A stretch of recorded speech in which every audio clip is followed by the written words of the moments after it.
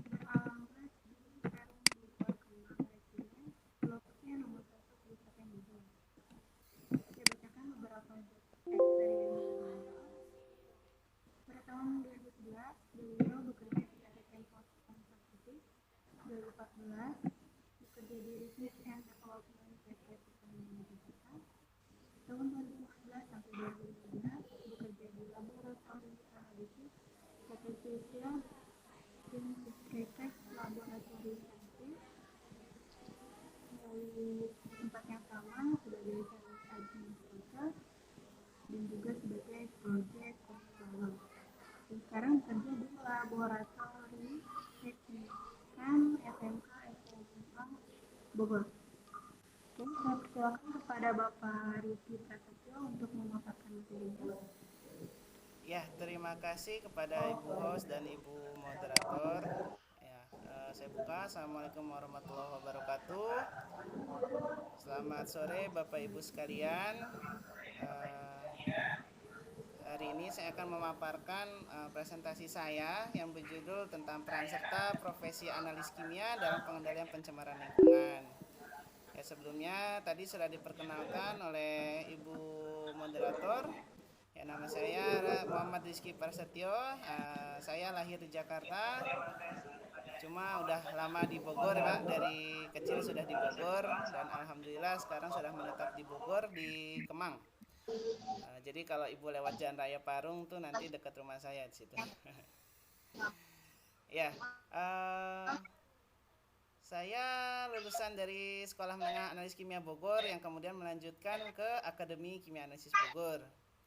Dan sebelum terjun ke dunia pendidikan, saya cukup lama berkecimpung di industri ya.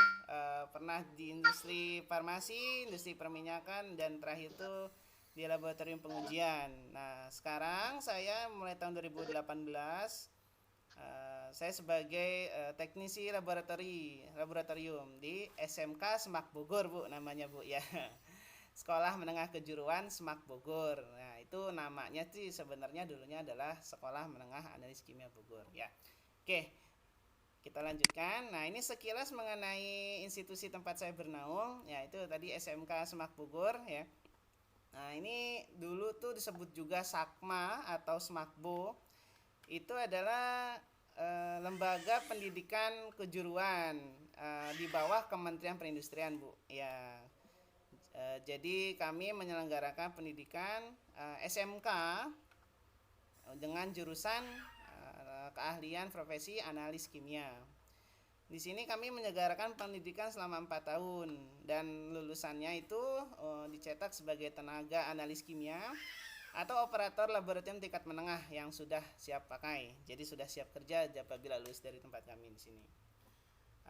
Semakbo ini berdiri pada 8 September 1955 dan saat ini beralamat di Jalan Bina Marga, Cihelet, Baranang Siang, ya, Kota Bogor. Jadi Bapak Ibu sekalian, kalau main ke daerah terminal Kota Bogor tuh deket Bu dari situ, hanya nggak nyampe 2 kilo lah. Ya, mungkin bisa satu saat mampir ke tempat saya Bu. Ya. Nah, hingga tahun 2019 ini kurang lebih lulusan kami sekitar 8.000 orang Bu. Nah, yang sudah menyelesaikan pendidikannya dan mereka dibekali skill dan knowledge yang link and match ya dengan kebutuhan dunia industri yang dibuktikan dengan sertifikat kompetensi dikeluarkan oleh BNSP, Badan Nasional Sertifikasi Profesi. Melalui kami memiliki juga lembaga sertifikasi profesi sendiri yaitu LSPP 1 SMK Semak Bogor. Ya, mungkin namanya agak ribet Bu ya. SMK Semak Bogor. Ya, dulu sih namanya Sekolah Menengah Analis Kimia Bogor. Cuma untuk penyeragaman nama ya karena kita SMK jadi yang namanya jadi SMK Semak Bogor. Ya, mohon maaf Bu ya kalau misalnya agak ribet menyebutnya ya. Oke, kita lanjutkan. Mungkin Bapak Ibu banyak yang mengira-ngira apa sih itu analis kimia gitu kan, pekerjaan macam apa sih analis kimia gitu. Kalau pengalaman saya tuh yang ditanya, wah analis kimia kerjanya apa nih gitu kan, pasti di lab-lab gitu ya, oh bisa bikin bom nggak ya. Nah Sering sekali saya mendengar seperti itu ya. Nah, dalam kesempatan kali ini juga saya sedikit memperkenalkan lah ya untuk apa sih profesi analis kimia itu ya. Nah, profesi analis kimia itu adalah suatu profesi di mana seseorang itu mengumpulkan informasi mengenai komposisi dari senyawa kimia, gitu kan, berdasarkan prinsip-prinsip dan kaidah sains, ya. Kemudian mempelajari juga instrumen dan metode untuk pemisahan kimia, identifikasi dan menghitung berapa kandungan suatu zat dalam sampel, dan juga menentukan unsur-unsur apa saja di dalam sampel itu yang terdapat, zat-zat apa saja yang terdapat dalam satu sampel itu. Nah, analis kimia itu harus dapat mengoperasikan dan menjaga atau merawat peralatan-peralatan laboratorium dasar, dan juga mengikuti metode yang sudah dibakukan, dan juga menganalisa dan memodifikasi metode apabila diperlukan. Dan untuk menunjang pekerjaannya, analis kimia itu harus memiliki dasar-dasar yang kuat di kimia, dan juga memiliki pengetahuan mengenai aplikasi software dan elektronika dasar dan komputer gitu ya, untuk menunjang pekerjaannya sehari-hari. Dan biasanya karena kita menggunakan instrumen alat laboratorium itu, untuk perawatan dasar sehari-hari itu harus dikuasai juga. Mungkin biar simpelnya ini, kalau Bapak Ibu lihat di tengah ini ada bakso ya. Nah, kalau bakso itu pasti pikirannya, kalau di pasar bakso curah tuh pikirnya pasti mengandung pengawet nggak sih ini gitu ya, mengandung boraks atau formalin gitu. Nah, kalau analis kimia itu ya dia menentukan ada atau tidaknya zat pengawet tambahan dalam bakso ini. Kalau ada zat pengawet tambahan, apa zatnya? Formalin kah, boraks kah, atau yang lain? Nah, kemudian dihitung berapa sih kadarnya dalam 1 gram bakso ini, ada berapa kadar si pengawet itu, apakah masih memenuhi regulasi atau tidak. Ya mungkin seperti itu gambaran besarnya mengenai profesi analis kimia ini. Kemudian profesi analis kimia ini, lulusan dari SMK Semak Bogor itu memiliki bidang kerja yang sangat luas sekali Bu, di bidang industri. Banyaknya itu dicari di bagian quality control atau research and development, industri food and beverage, makanan minuman ya, kemudian farmasi, oil and gas, mining, pertanian, lingkungan. Banyak sekali pangsa pasar kerja yang bisa dimasuki oleh profesi analis kimia ini. Selama industri yang bersangkutan itu memiliki laboratorium, insya Allah ada lowongan untuk profesi analis kimia di sana begitu. Kemudian juga selain itu dapat juga sebagai asisten peneliti pada lembaga penelitian, misalnya di LIPI seperti itu. Nah, dan juga banyak juga lulusan kami yang menjadi sales dan teknisi alat-alat laboratorium atau instrumen analisis ya, karena untuk bisa melakukan penjualan ataupun menawarkan barang ataupun memberikan servis gitu ya terhadap peralatan laboratorium, pasti harus mengerti dulu fungsinya. Nah itu makanya pangsa pasar kita juga, lulusan kita banyak juga diserap di sales atau teknisi alat laboratorium. Dan bisa juga sebagai staf pengajar laboratorium. Nah seperti saya sekarang ini alhamdulillah tahun 2018 kemarin itu sebagai staf pengajar laboratorium di SMK Semak Bogor. Halo.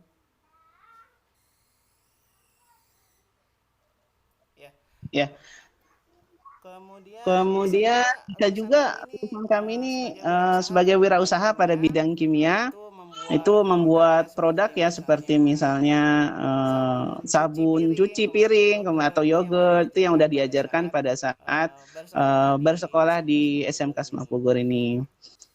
Kemudian eh, Profesi profesi analis analis kimia kimia ini ini juga juga sudah sudah memiliki memiliki wadah wadah himpunan, himpunan, yaitu yaitu disebut disebut Himpaki, Himpunan Himpunan Profesi Profesi Analis Analis Kimia Kimia, yang yang sudah sudah berdiri berdiri pada pada 1 1 Mei Mei tahun tahun 2012 dan 2012. Dan alhamdulillah alhamdulillah sekretariatnya sekretariatnya bertempat di tempat saya bekerja sekarang, yaitu di Semakbu di Cihulet sana ya.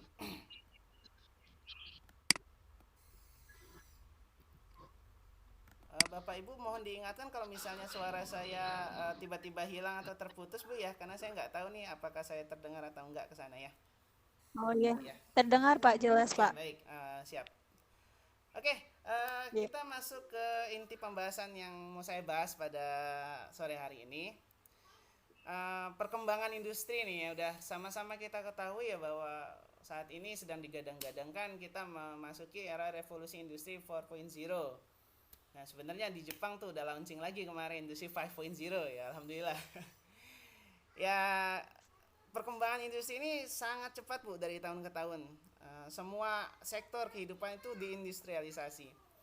Dari pertanian yang tadinya menggunakan tangan mencangkul sampai menanam tuh benar-benar tenaga manusia, semua diindustrialisasi menggunakan teknologi yang lebih maju saat ini.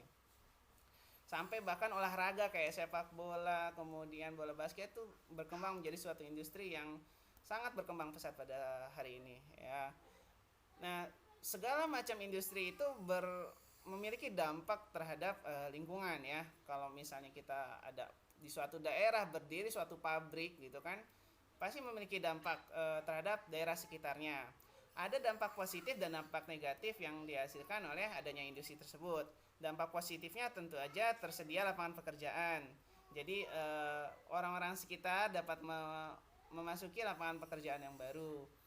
Kemudian meningkatnya juga taraf hidup masyarakat. Itu saya sering lihat sendiri bahwa suatu daerah tuh di pelosok sekalipun, kalau misalnya nggak ada pabrik di situ tuh pasti sepi, pasti nggak berjalan ekonominya gitu ya. Alhamdulillah dengan adanya industrialisasi merambah sampai ke pelosok-pelosok itu dapat meningkatkan taraf hidup masyarakat dan sehingga memajukan perekonomian juga. Dan tidak dipungkiri adanya juga dampak negatif terhadap industrialisasi ini. Ya pasti setiap produksi itu pasti sedikit banyak ada pencemaran, yaitu pencemaran tanah, air maupun udara. Dan juga Kurang terjadi jelas Pak tadi Pak. ya Bu. Jadi ulang tadi agak kurang jelas. Ya, selain dampak positif ada juga dampak negatif yang dihasilkan oleh industri ini. Ya, salah satunya itu pastinya adanya pencemaran lingkungan, baik itu pencemaran tanah, air maupun udara. Dan ada juga over exploitation, penggunaan berlebih sumber daya yang berlebihan. Kita sudah lihat sendiri bagaimana hutan di Kalimantan dan di Sumatera itu hampir habis semua untuk industri kertas atau industri kelapa sawit yang akhirnya mengeksploitasi sumber daya alam tanpa ada pembaruan. Nah, semua itu berakibat pada climate change, yaitu adanya global warming, pemanasan global yang dampaknya makin lama makin terasa pada kehidupan ini. Selanjutnya, nah ini dari gambar-gambar ini Bapak Ibu bisa lihat ya, ini udah sering banget kita lihat kalau misalnya di pabrik, di industrial park tuh pasti seperti ini ya, cerobong-cerobong menghasilkan emisi gas buang kemana-mana ya kan, kemudian mengumpul semua di atmosfer yang akibatnya menghasilkan efek rumah kaca dan berakibat pada global warming tadi. Dan juga setiap hasil produksi menghasilkan limbah cair dan air limbah yang tentunya dibuang ke badan air penerima di sungai, danau ataupun laut yang akhirnya menghasilkan pencemaran terhadap sungai tersebut. Kemudian terjadi juga pencemaran pada tanah di sekitarnya. Dan nah ini terlihat ada penggundulan hutan ya, deforestation, eksploitasi berlebih pada sumber daya alamnya. Dan juga kalau misalnya di industri itu kan pasti adanya mesin, adanya lalu lalang, kendaraan keluar masuk tuh pasti bising ya, makanya ada pencemaran juga, pencemaran udara yang bisa mempengaruhi juga terhadap manusia, ataupun nggak hanya kepada manusia tapi juga kepada makhluk hidup hewan sekitar gitu ya. Nah misalnya di sini penyu di sini ia terpapar oleh tumpahan minyak yang akibat dari industri perminyakan di lepas pantai, di kilang minyak lepas pantai. Nah, seperti inilah potret yang mau diakui atau tidak itu pasti terjadi di industri.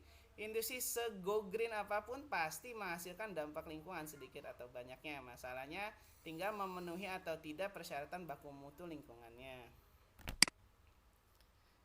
Nah, oleh karena itu, untuk mencegah agar pencemaran nggak melebihi batas, nggak melampaui batas, gitu ya, pemerintah di Indonesia khususnya, nah itu melalui Kementerian Lingkungan Hidup dan Kehutanan itu mengeluarkan regulasi kebijakan bahwa setiap industri harus memiliki AMDAL, analisis mengenai dampak lingkungan. Nah, itu meliputi apa saja? Meliputi dampak kimia dan fisika, itu tadi terhadap lingkungan sekitarnya. Kemudian terhadap flora, fauna, serta ekosistem. Misalnya yang kita tahu pabrik pengolahan emas di Tembagapura sana, di Jayapura, di Irian Jaya sana, itu pasti berdampak terhadap populasi flora dan fauna di sekitarnya.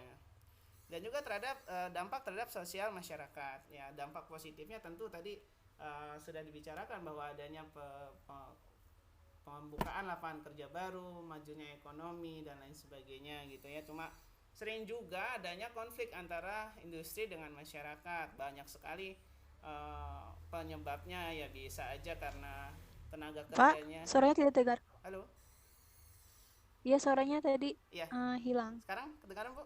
Bisa diulang? Iya, sekarang kedengaran. Oke, siap. Itu ya tadi dampak sosial terhadap masyarakat itu tadi selain dampak positif berupa kemajuan ekonomi, juga sering terjadi saya melihat itu adanya konflik antara industri dengan warga sekitar. Itu penyebabnya macam-macam. Misalnya ada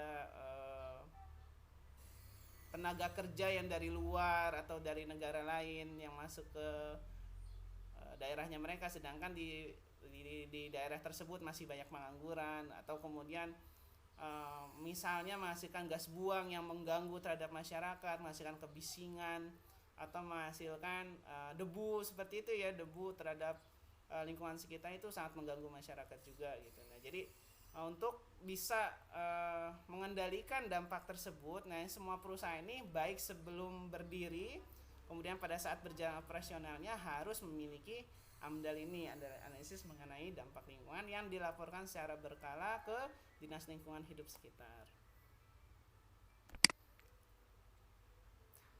Nah, oke, selanjutnya, untuk mengetahui dan mengukur dampak kimia dan fisika dari industri tersebut, Kementerian Lingkungan Hidup itu mempersyaratkan bahwa untuk pengujian AMDAL ini nggak bisa di sembarang instansi gitu ya, harus melakukan di uji laboratorium yang independen yang sudah ditunjuk berdasarkan SK Menteri LHK.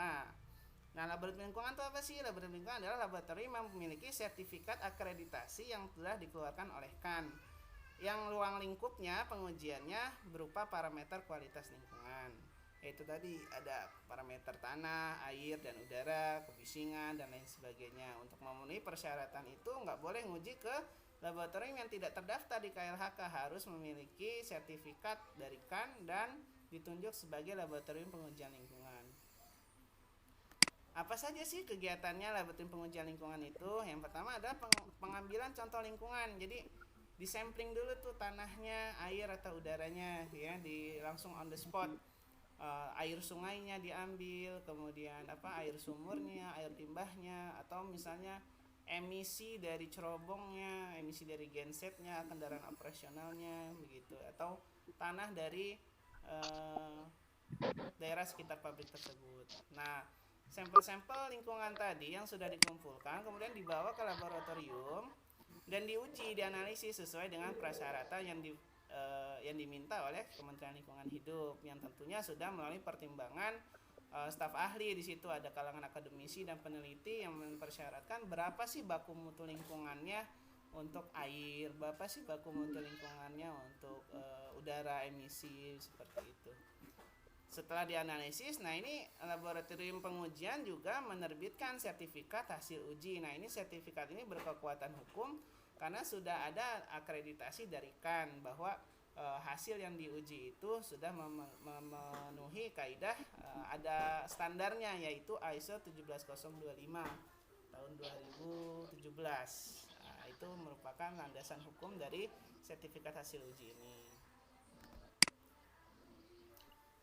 Nah, ini tadi pengujian air tuh misalnya apa saja. Nah, itu udah ada masing-masing regulasinya. Misalnya air limbah industri Itu acuan regulasinya di Permen LH 05 2014. Kemudian air bersih itu air keran gitu ya untuk MCK ya, MCK itu di Permenkes 70 2017, kualitas air minum di Permenkes 492 tahun 2010. Kemudian ada juga untuk pengujian udara. Pak, suaranya? Ya, halo. Suaranya juga lagi, Pak. Ya, tes. Iya. Ya, mohon maaf ya Bu ya, mungkin karena sinyal kali ya, jadi kadang-kadang hilang ketiup angin. Iya. Iya, bisa didengar Bu sekarang Bu? Iya. Oke, siap, saya lanjutkan Bu ya. Baik, terima kasih. Untuk pengujian udara, misalnya udara ambien, nah ini udah ditetapkan oleh Peraturan Pemerintah Republik Indonesia tahun 41 tahun 99. Kemudian emisi cerobong itu oleh Permen LH 07 tahun 2007. Dan emisi sumber bergerak, nah itu sumber bergerak itu adalah tadi kendaraan operasional, forklift, truk, dan lain-lain itu diatur di Permen LH nomor 5 tahun 2006. Nah, sedangkan untuk pengujian tanah itu ada yang namanya toxicity characteristic leaching procedure. Itu yang diatur di PPRI 101 2014. Kita pengen tahu zat-zat toksik apa aja sih yang terkandung dalam satu tanah atau sludge itu. Nah, diujinya berdasarkan PP 101. Oke, selanjutnya untuk bisa menghasilkan data hasil analisis yang akurat gitu ya, ada beberapa persyaratan yang harus dipenuhi oleh laboratorium pengujian lingkungan. Nah, apa saja? Nah, itu kan kalau misalnya laboratorium hasil uji itu harus memenuhi persyaratannya, harus akurat, presisi, dapat dipertanggungjawabkan dan dapat ditelusur. Itu sesuai dengan persyaratan dari KANnya. Nah, untuk mencapai itu, maka peralatan yang digunakan harus terkalibrasi. Harus dipastikan bahwa pengukuran itu skalanya benar. Yaitu ada lembaga akreditasi peralatannya. Kemudian bahan kimia yang digunakan itu harus yang memiliki kemurnian tinggi atau biasa kita sebut proanalisis. Dan metode untuk mengujinya itu harus sudah metode yang baku dan tervalidasi. Nah, kalau di Indonesia biasanya pakainya SNI, Standar Nasional Indonesia. Tapi banyak juga metode dari luar seperti APHA, ASTM, dan lain-lain sebagainya. Nah, yang paling penting di antara itu semua yaitu orang yang mengerjakannya. Si analisnya itu bagaimana? Analisnya harus kompeten. Kalau misalnya peralatan terkalibrasi tapi analisnya nggak bisa menggunakannya, tetap aja data yang dihasilkan tidak akan akurat atau presisi. Ya, makanya analis yang kompeten ini merupakan ujung tombak bahwa inti dari pengujian yang dilakukan oleh laboratorium uji lingkungan itu adalah yang dikerjakan oleh analis-analisnya, seperti itu. Nah, kemudian apa sih yang disebut analis kompeten ya? Sesuai yang kita tahu ya, kompetensi itu dibagi menjadi 3 aspek, yaitu skill, knowledge, dan attitude. Nah, keahlian apa saja yang harus dikuasai oleh analis yang kompeten ini? Nah, harus menguasai analisis kimia yang konvensional maupun yang instrumental. Nah, itu ada beberapa parameter yang diuji. Misalnya kalau misalnya analisis konvensional itu oil content itu misalnya dalam suatu air laut gitu ya, ada tumpahan minyak atau enggak. Nah, itu diukur berapa banyak kandungan oli yang tumpahnya. Kemudian kesadahan air ini adalah kalau misalnya air tanah kita sering pakai nyuci cuma busanya hilang terus, nah itu disebut air sadah. Adanya kandungan ion Ca dan Mg di dalamnya. Nah, itu diuji juga melalui di laboratorium. Atau derajat keasamannya, pH-nya gitu kan ya. Dan juga kalau untuk instrumentasinya banyak sekali, seperti krom heksavalen itu zat yang sangat beracun ya, sangat toksik di lingkungan, itu nggak boleh ada tuh di air limbah tuh. Diujinya menggunakan instrumentasi yaitu spektrofotometri. Ada juga misalnya amoniak, itu zat yang menyebabkan bau pesing ya, seperti pesing begitu ya. Atau H2S itu hidrogen sulfida yang baunya tuh seperti telur busuk seperti itu. Nah, itu diuji menggunakan spektrofotometer. Nah, untuk di udara juga ada yang diujinya sama menggunakan spektrofotometer yaitu NO2 dan SO2. Nah, selain itu juga ada logam-logam berat yang terdapat di lingkungan yang harus diuji menggunakan ya, instrumen yang disebut dengan Inductively Coupled Plasma Spectrophotometry (ICPS). Logam-logam apa saja? Logam-logam yang biasanya logam berat dan beracun, Bu, seperti Hg, Pb, yaitu Hg merkuri ya, timbal, kemudian tembaga, Ag, dan lain sebagainya. Dan juga selain itu perlu juga analis yang kompeten ini menguasai tentang dasar analis mikrobiologi, seperti untuk menguji bakteri Salmonella, coliform ataupun Legionella. Nah, untuk menunjang keterampilan tersebut, seorang analis kimia, seorang analis kimia itu harus memiliki dasar-dasar yang kuat akan ilmu kimia, fisika, biologi, dan matematika sebagai penunjangnya, terutama bagian di kimia analisisnya. Dan selain itu juga harus menguasai kimia organik, anorganik, dan kimia fisik. Selain itu, seorang analis yang kompeten itu harus memiliki pengetahuan tentang bahan kimia dan sifat-sifatnya apa saja, serta reaksinya, interaksinya satu sama lain. Dan juga harus mengetahui dasar kerja laboratorium serta standar kesehatan dan keselamatan kerja atau K3, yang insya Allah nanti malam ada sesi tersendiri tentang K3 ini, ya, akan kita pelajari lebih lanjut. Dan juga untuk menggunakan instrumen laboratorium ya, dan beserta maintenance ringan serta perawatan sehari-hari atau mengganti suku cadang yang sederhana seperti itu. Nah, dari skill knowledge itu yang paling penting dari analis itu adalah attitude-nya, Bu. Harus memiliki integritas, harus sesuai apa yang dikerjakan dengan apa yang dibicarakan. Jangan ngomongnya A tapi ngerjainnya B, itu nggak boleh tuh. Oke. Dan juga harus memiliki kejujuran. Itu harus seorang analis kimia harus memiliki attitude yang bisa berkata jujur dalam kondisi apapun. Katakan kalau mencemari ya mencemari, kalau tidak ya tidak. Harus memiliki disiplin juga. Setiap rangkaian analisis itu harus diikuti tahapannya satu persatu. Setiap data yang didapatkan, setiap tahapan itu harus dicatat satu persatu. Nah, itu membutuhkan kedisiplinan untuk bisa menelusuri data tersebut. Dan juga bekerjanya harus secara cermat dan sistematis ya. Jadi harus sesuai dengan prosedurnya, nggak boleh misalnya serampangan aja tanpa mengikuti prosedur. Dan yang utama adalah mengutamakan K3, kesehatan dan keselamatan kerja di laboratorium. Karena di laboratorium ini cukup tinggi ya resikonya kalau tidak mengerti mengenai safety tentang di laboratorium. Nah, dari itu semua, dari analis kompeten. Nah, kalau misalnya analisnya sudah kompeten, pasti misalnya alatnya sudah terkalibrasi, bahan kimianya sudah teranalisis dan menggunakan standar metode yang sudah dibakukan, maka data hasil pengujian lingkungan itu merupakan suatu pegangan yang sah terhadap indikator pencemaran atau tidak suatu industri. Nah, follow up-nya apa aja sih data hasil analisis lingkungan itu? Yang pertama adalah untuk perizinan. Untuk menggunakan untuk bisa mendirikan pabrik ataupun operasional pabrik itu harus memiliki izin dari Dinas Lingkungan Hidup Sekitar. Nah, Dinas Lingkungan Hidup Sekitar gak akan memberikan izin kalau belum punya lampiran pengujian dari laboratorium lingkungan, yaitu jadi hasil data analisisnya ini digunakan sebagai lampiran untuk perizinan. Atau juga untuk pertimbangan pengambilan keputusan teknis, misalnya ini genset nih, kalau misalnya diuji ternyata emisinya jelek, apa yang terjadi? Oh, bisa aja misalnya rasio bahan bakarnya dan pembakarannya tidak sempurna, maka harus apa nih, si genset ini harus diservis atau bagaimana itu.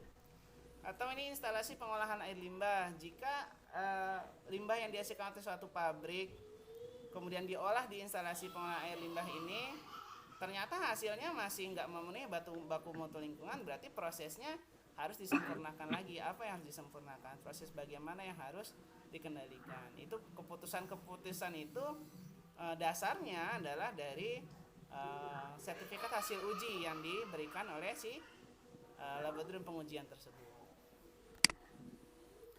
Nah, kemudian data hasil analisis lingkungan ini juga merupakan indikator kesehatan pekerja, masyarakat sekitar, dan juga lingkungannya. Jadi kita mengetahui biasanya tuh kalau di pabrik itu nggak hanya di dalam pabriknya aja pengujian udaranya tuh biasanya juga ada di masyarakat sekitar, minimal di 4 arah mata angin di barat, timur, utara, dan selatan. Di situ kita lihat kalau misalnya gasnya terbawa sampai ke pemukiman itu melebihi ambang batas atau tidak, begitu. Maaf sebentar, kakak nggak usah berisik ya Kak ya. Waktunya sampai Ya maaf Bu, lanjutkan. Dan juga yang mau langsung tanya jawab atau masih ada? halo, Ya, Pak. ya, Waktunya sedikit lagi. iya, satu slide lagi Bu. Jawab apa mau dilanjutkan? Satu slide lagi Bu. Oh ya. Ya, oke. Kemudian selain itu juga hasil bukti sertifikat hasil uji ini juga bisa menjadi barang bukti di persidangan jika dalam kasus pencemaran lingkungan. Itu saya pernah melihat sendiri bahwa suatu perusahaan dituduh mencemari lingkungan, ya barang buktinya apa, hasil ujinya bagaimana, seperti itu. Jadi hasil analisis itu tidak main-main bahwa data yang dikeluarkan itu sangat berpengaruh terhadap indikator pencemaran lingkungan ini. Jadi bagaimana untuk pengendalian pencemaran lingkungan ini dimulai dari si diri analisnya tersebut. Karena itu profesi analis kimia ini sangat berpengaruh ya untuk pengendalian pencemaran lingkungan ini. Nah, slide terakhir kesimpulan ya, kita semua harus melakukan bagian kita untuk lingkungan ini, karena kita hanya punya satu bumi yang kita bagi bersama, tempat tinggal kita. Apa yang kita bisa lakukan gitu kan. Nah, kalau untuk profesi analis kimia ini ya dengan cara mengikuti kaidah-kaidah yang berlaku, mengikuti standar operasional prosedur, sehingga data yang dihasilkan pun valid dan dapat menjadi tolak ukur indikator lingkungan bahwa seberapa jauh pencemaran yang dilakukan oleh industri tadi. Oke Bapak Ibu sekalian, demikian presentasi yang bisa saya sampaikan. Jika ada kesalahan dalam tutur kata mohon dimaafkan. Apabila ada yang mau menambahkan atau bertanya, saya persilakan. Saya kembalikan ke moderator, ditutup sementara. Wassalamualaikum warahmatullahi wabarakatuh. Waalaikumsalam warahmatullahi wabarakatuh. Para Bapak Ibu yang bertanya, boleh bertanya di kolom chat. Tanya atau menanggapi hasil paparan dari Bapak Rizky.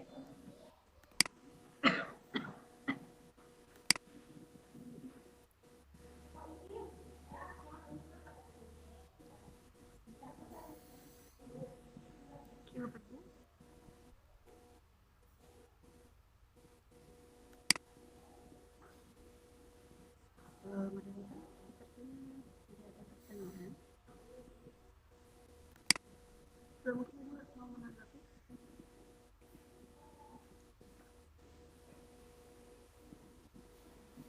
Jadi kesimpulannya dari yang bisa saya dapat, jadi untuk pengendalian pencemaran lingkungan itu sangat dibutuhkan seorang analisis kimia, seorang yang bisa menganalisis kimia mengenai indikator lingkungan tentang kerusakan fisik.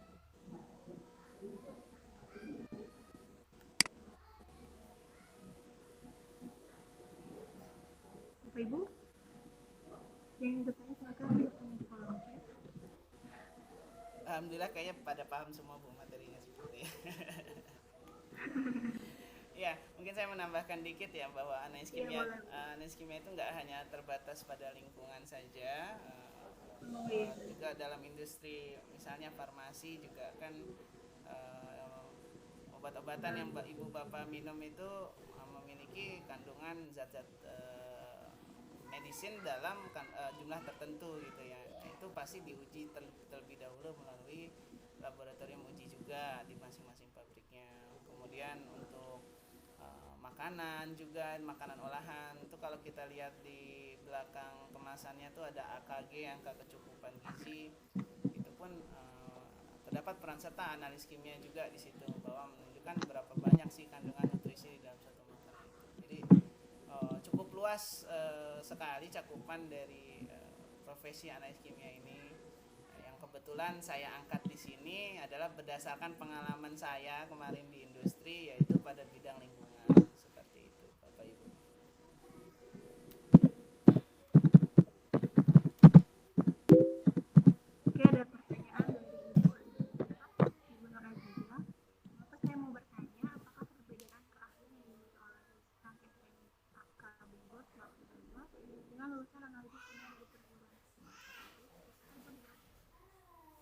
Oke, baik. Terima kasih Ibu Nur Aziza atas pertanyaannya. Baik Bu, jadi untuk analis kimia ini juga ada beberapa tingkatannya ya, beberapa levelnya. Kalau di Indonesia ini ada KKNI-nya tuh ada 9 level kalau tidak salah ya untuk tingkatan analis kimia ini. KKNI itu digunakan untuk sejauh mana sih kompetensinya, misalnya lulusan SMK gitu ya. Kompetensinya mencapai level berapa, itu kita mengacunya ke Australia. Kalau di SD level di Smakbo karena levelnya sekolah menengah itu level 3 kalau nggak salah Bu. Ya level 3 si kompetensinya. Jadi masih taraf menengah berupa mengerjakan pekerjaan sehari-hari. Kemudian melakukan analisis metode yang sederhana. Nah, kalau misalnya lulusan perguruan tinggi itu kalau nggak salah level 5 KKNI-nya. Lulusan alhamdulillah saya juga sempat kuliah juga kemarin di D3 analis kimia juga, itu lebih mendalam lagi tentang bagaimana metodologi pengukurannya, bagaimana validasi metodenya. Nah, itu lulusan dari perguruan tinggi atau politeknik ya biasanya D3 untuk analis kimia itu standar kompetensinya itu level 5. Jadi memang lebih tinggi. Kalau secara aplikasi di dunia industri itu hampir sama pada dasarnya, hanya saja untuk lulusan perguruan tinggi biasanya dibekali juga tentang manajemen supervisi. Jadi selain hal-hal teknis dibekali juga dengan ilmu-ilmu manajemen. Karena bagaimanapun pasti yang mengepalai satu tim dalam analisis itu biasanya dari lulusan perguruan tingginya.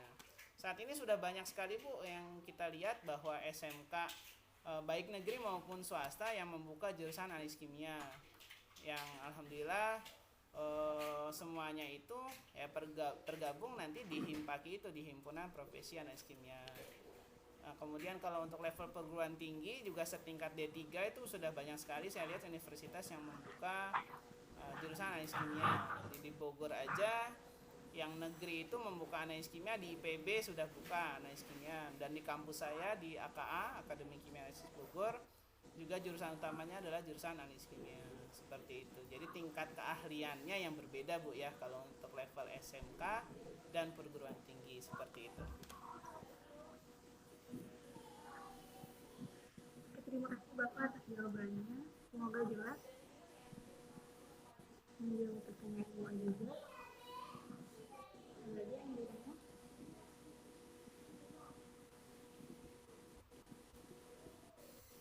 Saya beri kesempatan lagi. Ada yang ingin bertanya, silakan bertanya di kolom.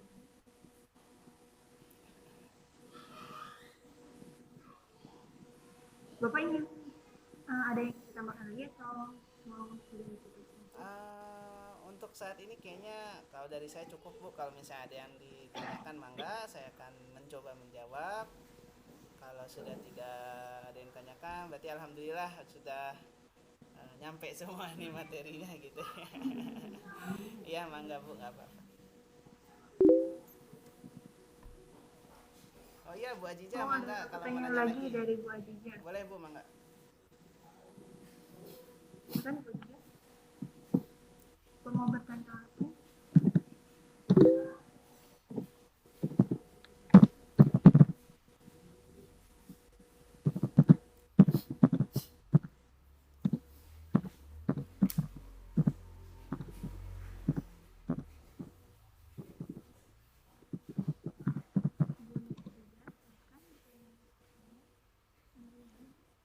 Mangga Bu Aziza mau tanya langsung aja nggak apa-apa Bu. Di unmute aja.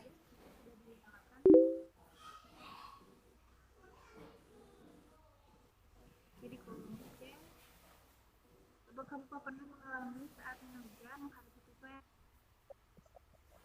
Oh iya, baik. Ya Bu, terima kasih Bu atas pertanyaannya. Ya ini super sekali pertanyaan ini. Memang Bu, namanya anak ya, namanya siswa, ada aja ya yang seperti itu. Apalagi saya sehari-harinya memang di laboratorium gitu kan, pastilah ada satu atau dua anak yang mungkin bukan bermaksud tidak mengindahkan K3, tapi mungkin karena lupa gitu ya. Misalnya menggunakan reaksi bahan kimianya berlebihan sehingga menghasilkan limbahnya kan banyak gitu ya, atau bekerja tidak sesuai prosedur yang akhirnya reaksi kimia yang diinginkan nggak terjadi gitu. Nah itu banyak Bu kejadian seperti itu. Bagaimana menanganinya? Ya kami di Smakbo selama ini ya mau nggak mau harus proaktif dalam mensosialisasikan tentang keselamatan kerja ini, karena sebagaimanapun briliannya kita di laboratorium, kalau misalnya hasil outputnya di laboratorium itu kita menjadi sakit ya semua akan percuma. Bagaimana menanganinya? Ya kita bikin rambu-rambu K3 di laboratorium yang sederhana gitu ya. Kemudian untuk penanganan limbahnya juga ditempel untuk klasifikasi limbahnya dan bagaimana cara menanganinya masing-masing. Dan ya harus menegur jika siswa yang bersangkutan tidak melakukan sesuai dengan kaidah-kaidah keselamatannya seperti itu. Ya mungkin bisa menjawab ya Bu Adija. Ibu sudah jelas?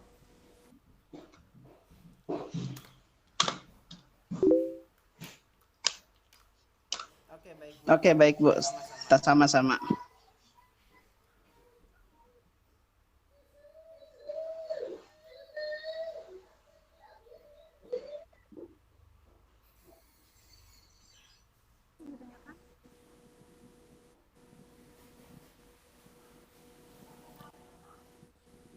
Ada dari diskusi aja, apa kendala yang paling sulit dihadapi para analisis kimia dalam pelestarian lingkungan?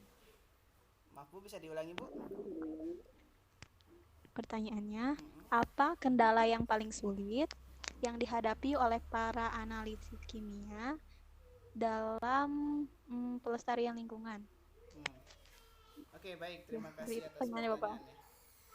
Oke, untuk pengendalian lingkungan ini hal utama yang jadi tantangan adalah sebenarnya kesadaran Bu.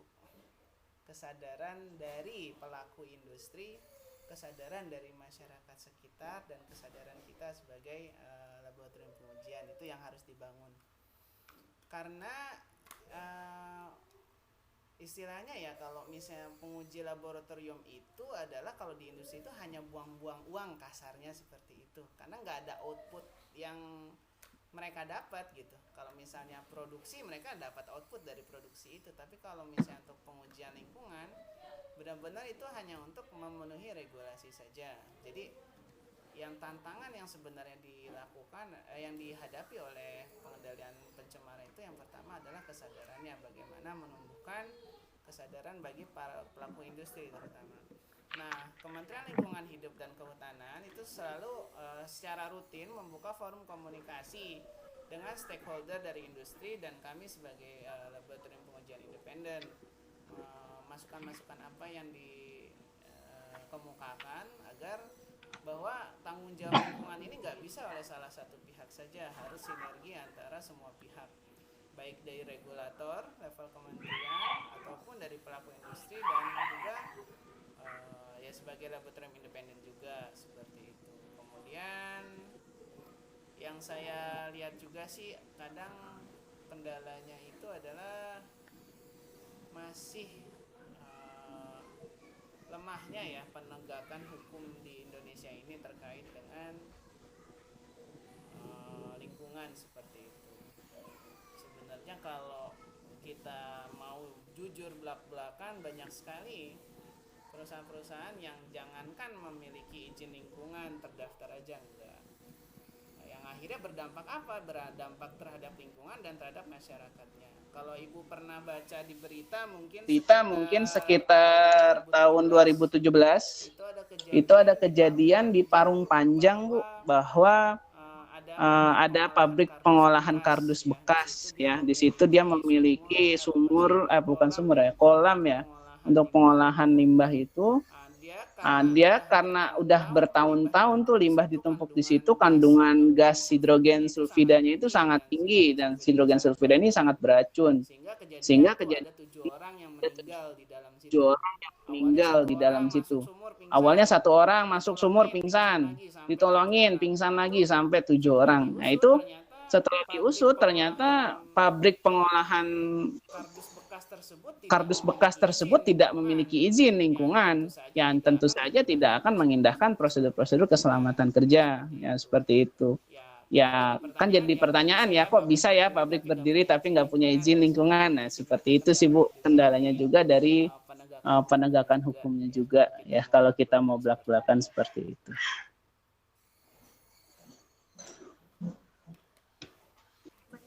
Jawabannya berarti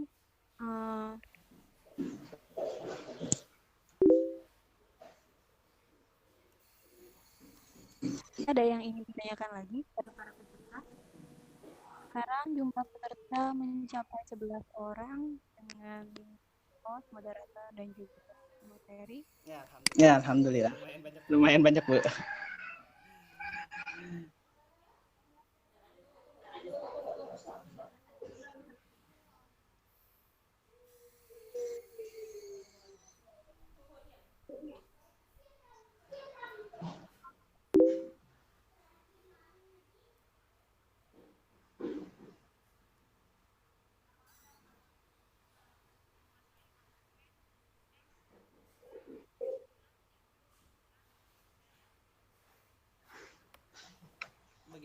Bagaimana Bu? Bisa diulangi, maaf?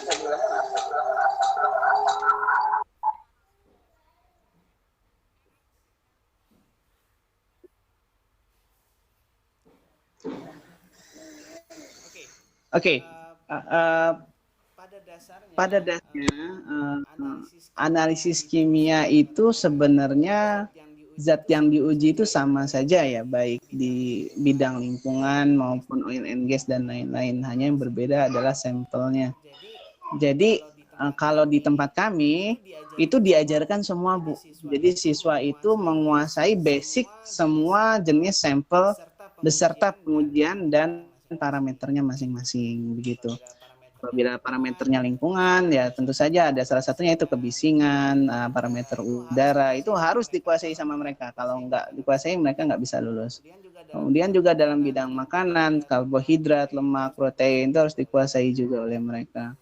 Kemudian dalam hal analisis instrumentasi, itu harus menguasai juga peralatan-peralatan yang termutakhir ya, karena yang dipakai di industri sekarang udah menggunakan instrumental, jarang sekali yang masih menggunakan analisis kimia konvensional.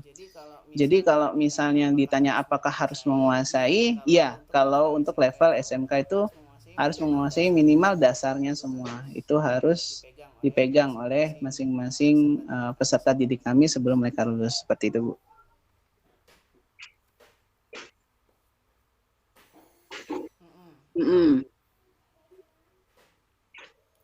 Iya.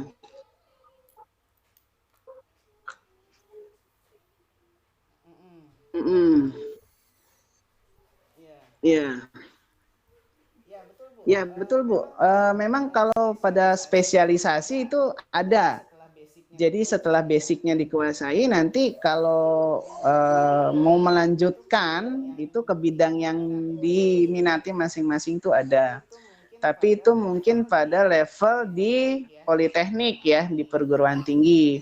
Seperti saya dulu mengambil analisis kimia instrumentasi. Nah, teman-teman saya ada juga ngambil analisis kimia farmasi. Ada juga ngambil spesialisasi analisis kimia lingkungan, analisis kimia pangan. Jadi ada spesialisasi seperti itu di level perguruan tinggi. Tapi kalau untuk di level SMK, ini masih yang basic saja Bu jadinya. Jadi semuanya harus menguasai tapi dasar-dasarnya. Apabila mereka mau melanjutkan kemudian ke perguruan tinggi, baru tuh minatnya keluar deh tuh mau kemana. Ada yang minatnya ke oil and gas, minatnya ke pertambangan, minatnya ke industri makanan minuman, itu mereka berkembang sendiri yang akhirnya nanti jadi upgrade ke diri merekanya dari dasar yang sudah didapatkan di SMK, seperti itu. Baik. Iya, kalau saya kebetulan sebenarnya spesialisasinya di analisis kimia instrumentasi Bu. Jadi bagaimana melakukan maintenance, kemudian penggantian suku cadang, menguji kinerja instrumen analisis. Nah, cuma kebetulan saya sempat berkecimpung lama di laboratorium lingkungan. Jadi sedikit banyak saya tahu yang terjadi di industri lingkungan gitu ya, yang saya share hari ini seperti itu.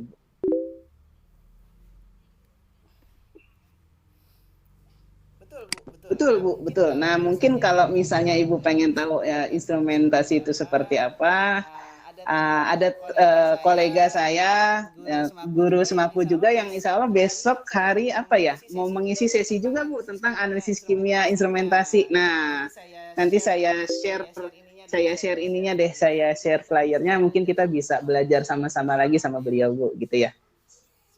Siap.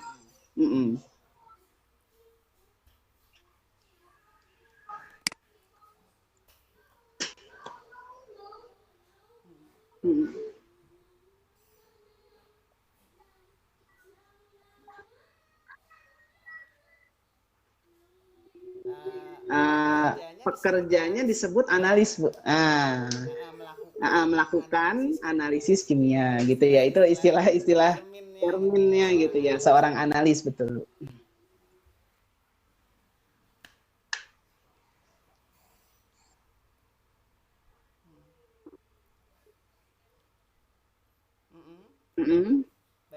Baik.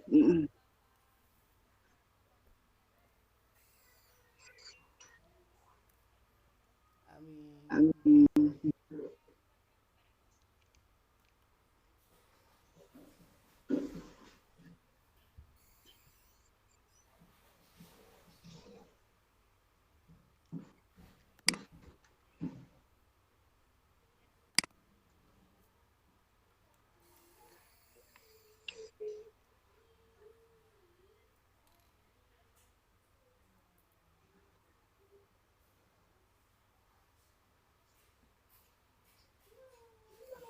Oke, baik. Saya mau ngisi presensi dulu berarti nih, Bu.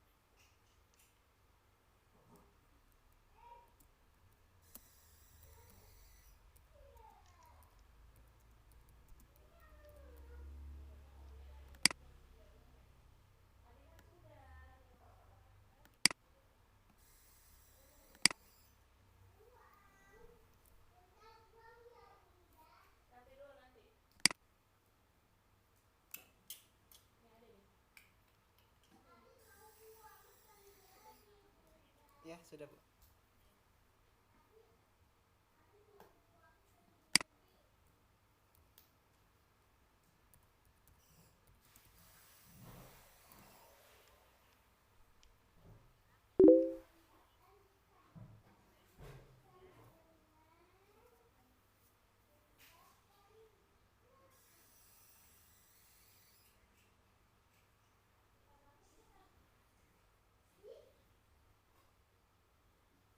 Waalaikumsalam warahmatullahi wabarakatuh.